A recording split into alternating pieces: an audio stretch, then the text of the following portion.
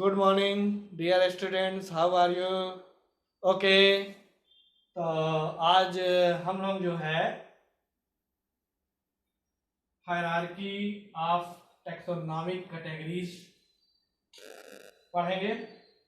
Needs of nomenclature of species पढ़ेंगे और bionomical system of nomenclature, trinomial nomenclature of system of nomenclature पढ़ेंगे।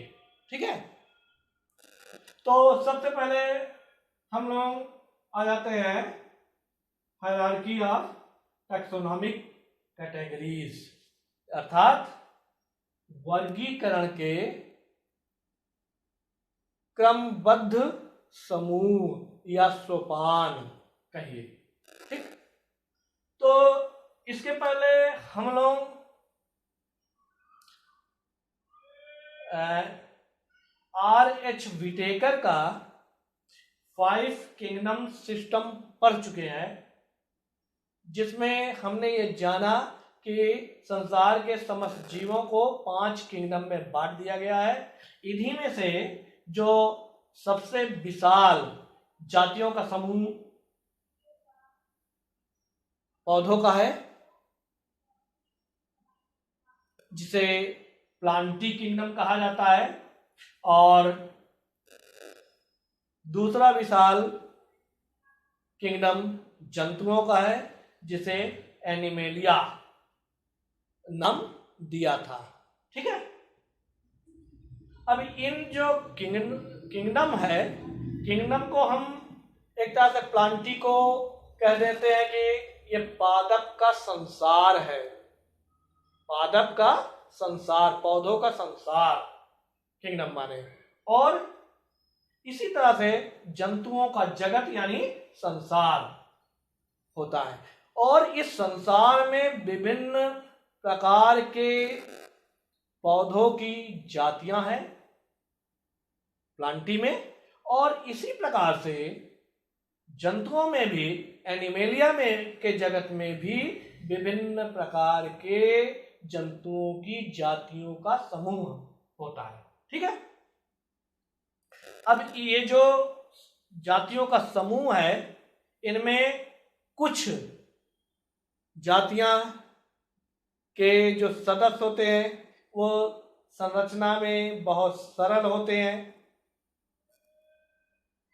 बहुत छोटे होते हैं, और कुछ जातियां बहुत विशाल होते हैं और बहुत संरचना में बहुत जटिल होते हैं। ठीक है, अब इनके विकास के क्रम के आधार पर जातियों को वर्गीकरण में विभिन्न छोटे बड़े समूहों में बांटा जाता है, उनके विकास के क्रम में। ठीक, उनके विकास के क्रम में जंतु जातियों को और वनस्पति जातियों को विभिन्न छोटे बड़े समूहों में बांटा जाता है। इनमें जो सबसे छोटा समूह, जिनमें कुछ जीव जातियों के कुछ जातियों का समूह होता है, और जाति क्या है इसके पहले आप पढ़ चुके हो कि लैंगिक जनन के आधार पर जीवों के ऐसे समूह या जंतुओं के ऐसे समूह या पादपों के ऐसे समूह जो लैंगिक जनन के द्वारा जननक्षम संतान उत्पन्न होते हैं, उनके समूह को, जो संरचना में एक समान होते हैं, उनके समूह को ही जाति कहा जाता है। तो वर्गीकरण में जाति सबसे छोटी मूल इकाई होती है, सबसे छोटी मूल इकाई होती है वर्गीकरण में, जब हम विकास के क्रम में बांटते हैं। ठीक है, और जगत सबसे बड़ा समूह होता है, जगत सबसे बड़ा समूह होता है, यानी किंगडम सबसे बड़ा समूह होता है। अब जाति और जगत, जगत में विभिन्न जातियों के समूह होते हैं और स्पीशीज में एक निश्चित जाति होती है।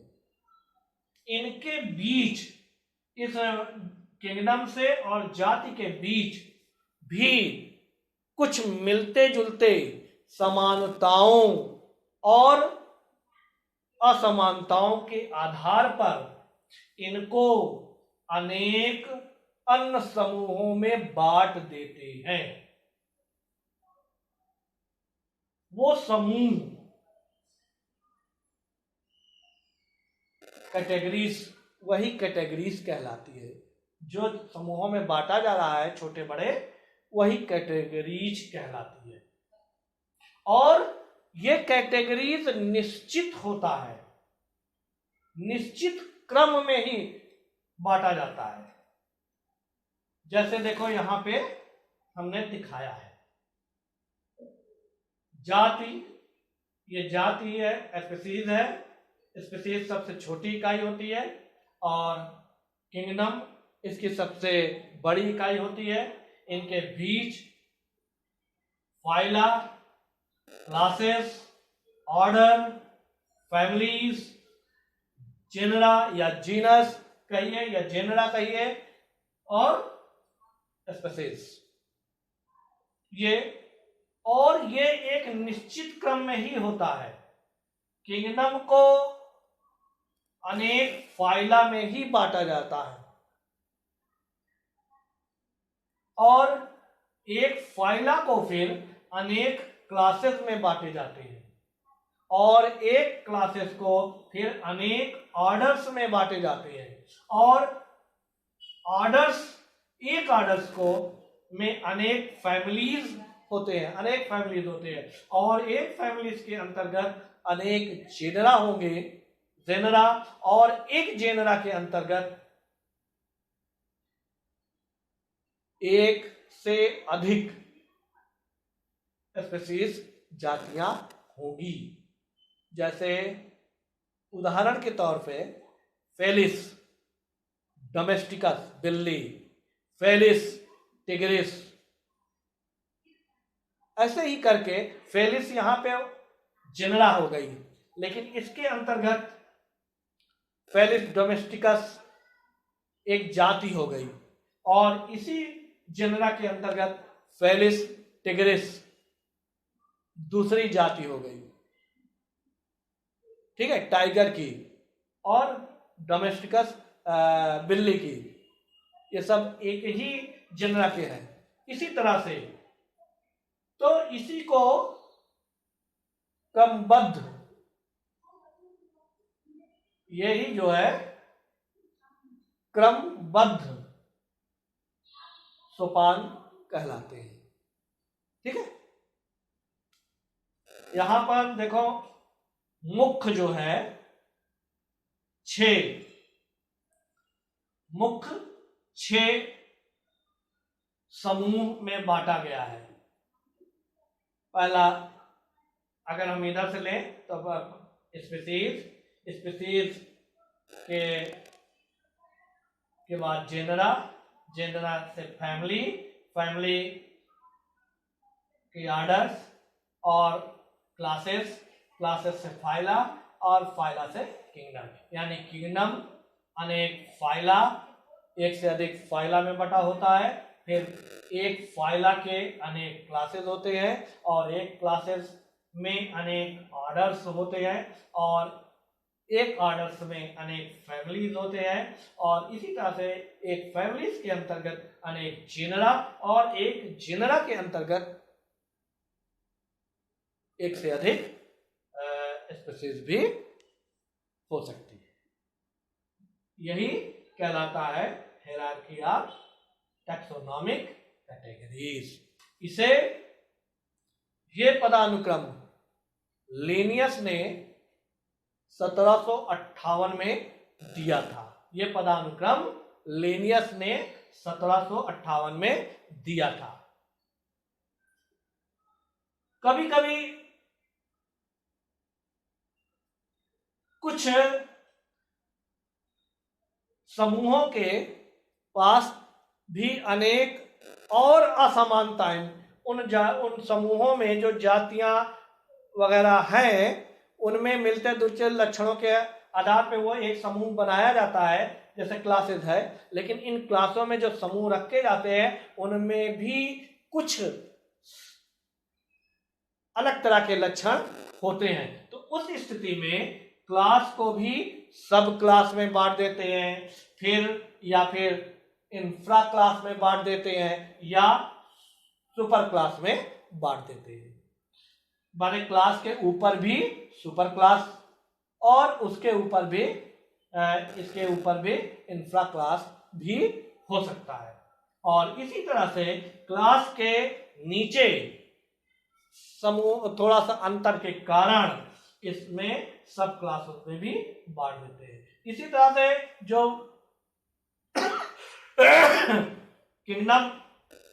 किंगडम है, प्लांटी को दो सब किंगडम में बांटा गया है, थैलोफाइटा और एम्ब्रियोफाइटा। तो इनके बीच भी अब वैज्ञानिक जो है जब फाइलोजेनी के आधार पर जंतुओं को बांटते हैं तो उन्हें बीच में भी कुछ दूसरे समूहों में भी बांटना पड़ता है और उसमें वो सब बना देते हैं या सुपर बना देते हैं। ठीक। इसके अलावा ये जो किंगडम है, कार्ल ऊज ने 1990 में मिलते जुलते किंगडम को 3 डोमेन्स में बांट दिया था, याद हो तो। ये तो जो 6 हैं ये मुख्य है, इनके अलावा भी वैज्ञानिक अपनी आवश्यकता के अनुसार इनमें अन्य समूह भी सम्मिलित कर लेते हैं। ठीक। तो ये है हायरार्की ऑफ टैक्सोनॉमिक कैटेगरीज। ठीक है, क्लियर हो गया? ठीक। अब आइए needs of nomenclature of species. ये जो जंतु जातियां हैं ये किसी भी जाति को विभिन्न संसार के विभिन्न देशों में वहाँ के लोग अपनी भाषा में किसी एक जाति को ही अपनी भाषा में भिन्न भिन्न नामों से जानते हैं, पुकारते हैं। ठीक है। एक ही जाति समूह को विभिन्न देशों के लोग अपनी भाषा में, देसी भाषा में लोग उसी एक जाति को विभिन्न नामों से जानते हैं।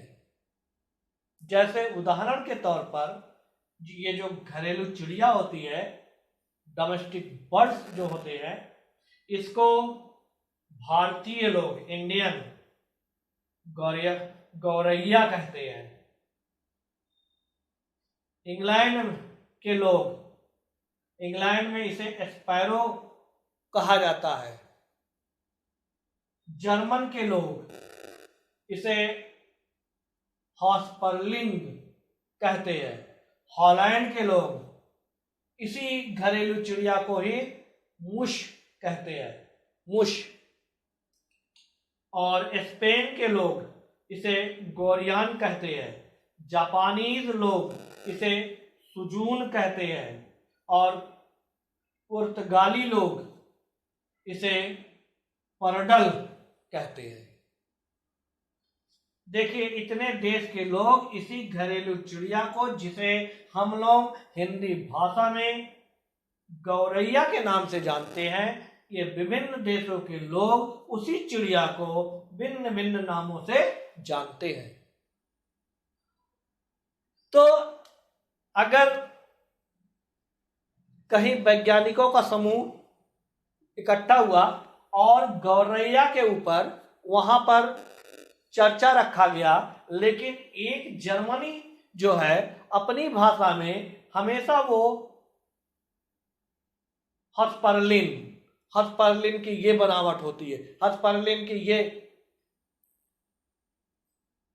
हमेशा हस्पर्लिन ही यूज करेगा, नाम करेगा। तो जो भारतीय होगा जिसे ये नहीं मालूम कि इस चिड़िया को ही हस्पर्लिन कहते हैं, तो उसे ये ना समझ में आएगा कि घरेलू चिड़िया का ही यहाँ पे उसी के बारे में ये सेमिनार चल रहा है। स्पेन वासी हमेशा गोरियान कहेगा, गोरियान। अगर हम ये ना जाने कि स्पेन में इसी घरेलू चिड़िया को गोरियान कहा जाए, तो हम सोचेंगे कि स्पेन वासी किसी दूसरे चिड़िया के बारे में बात कर रहा है।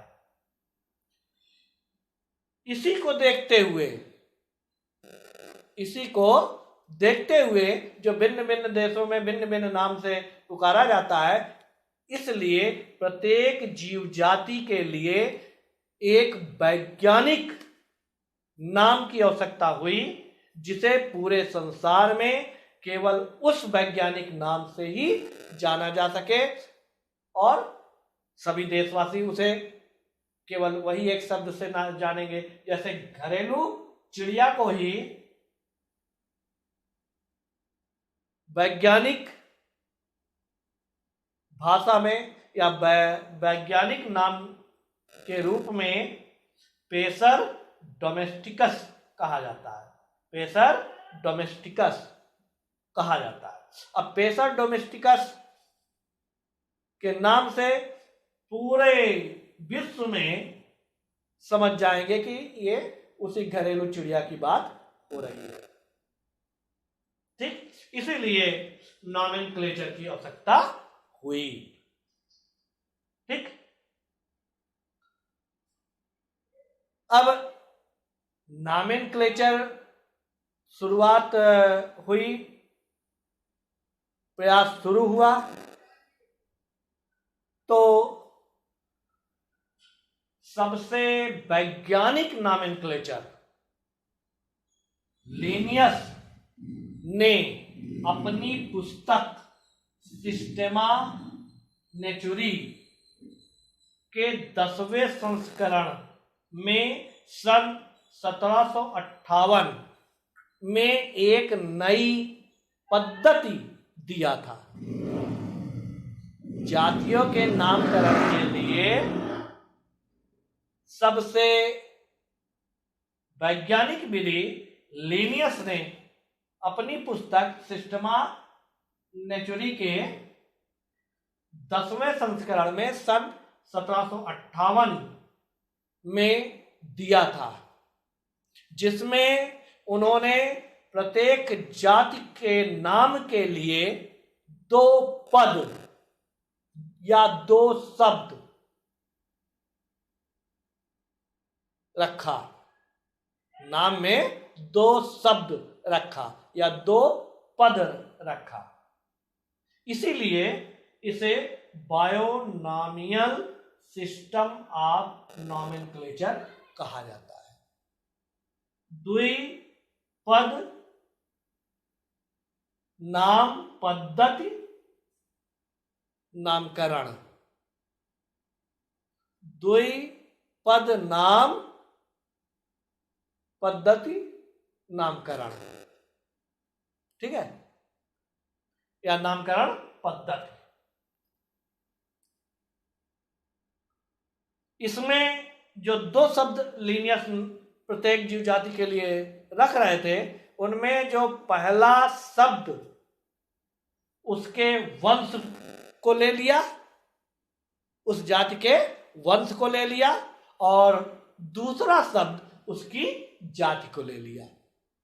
यानी किसी भी जीव जाति के नामकरण के समय उसके नामकरण के लिए पहले उसकी जाति की पहचान कर ली जाती थी, है, और फिर उस जाति को एक नाम दे दिया जाता था और फिर उसके वंश किस वंश के अंतर्गत है उस वंश को और जाति को मिला करके दो शब्दों में उन जीव जातियों का नाम रख दिया गया। इसी को बाइनोमियल सिस्टम ऑफ नॉमेनक्लेचर कहा गया। जैसे उदाहरण के तौर पर घरेलू चिड़िया के लिए इन्होंने पेसर डोमेस्टिकस रखा। मनुष्य को होमो, होमो जो है मनुष्य का वंश या जेनरा है या जीनस है, और सेपियंस उसकी जाति है। इसी तरह से सरसों का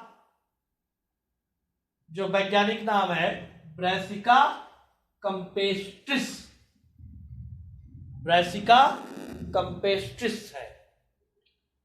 आम, फल जो आम है, आम का मैंगीफेरा इंडिका, ठीक है।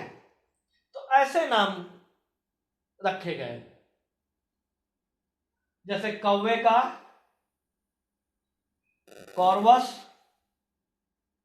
Corvus splendens. तो ऐसे ही दो दो शब्दों में सबके नाम, सभी जीव जातियों के नाम रखे गए, जंतुओं के नाम रखे गए, वनस्पतियों के नाम रखे गए दो शब्दों में, जिसमें पहला शब्द उसके वंश को और दूसरा शब्द उसकी जाति को इंगित करता था। और इस तरह के नॉमेनक्लेचर को ही बाइनोमियल सिस्टम ऑफ नॉमेनक्लेचर कहा गया। ठीक। अब ट्राइनोमियल सिस्टम ऑफ नॉमेनक्लेचर क्या है? तो कुछ जीव जाति की कुछ आबादियां संसार के भिन्न भिन्न वातावरण में निवास करते हैं। समझ में आया? कुछ जीव जातियां की विभिन्न आबादियां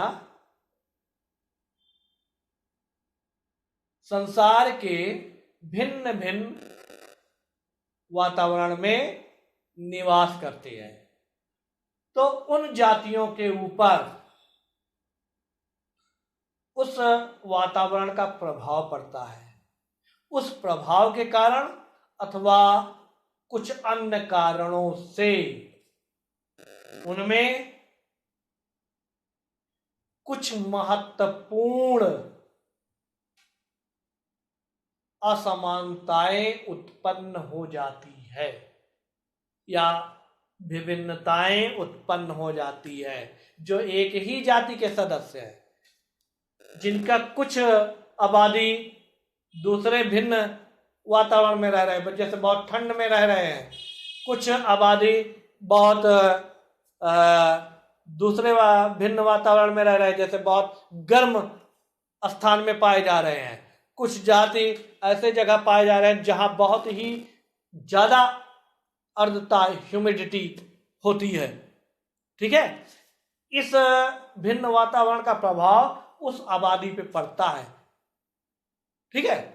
तो उस वातावरण के कारण इनमें भिन्नता उत्पन्न हो जाती है। वो भिन्नता उनकी संरचना में भी हो सकती है, वो भिन्नता उनके व्यवहार में हो सकती है, वो भिन्नता उनके विकास क्रम में हो सकती है।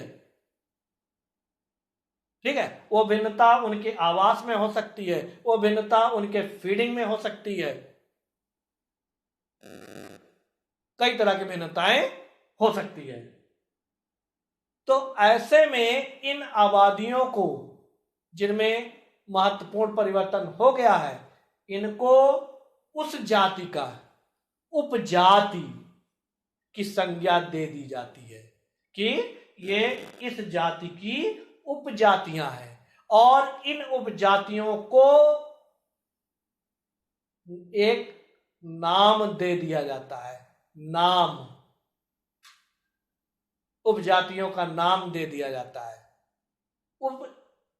उस उपजाति के नाम को उस जाति के जंतु वैज्ञानिक नाम के जाति के बाद लिख देते हैं। इस तरह से इस जाति के उपजातियों के जो वैज्ञानिक नाम होते हैं वो अब 3 शब्दों के हो जाते हैं। एक तो उसके वंश को प्रदर्शित करता है, दूसरा उसकी जाति को, मुख्य जाति को प्रदर्शित करता है, और तीसरा शब्द जो उपजाति के लिए रखा गया है प्रदर्शित करता है।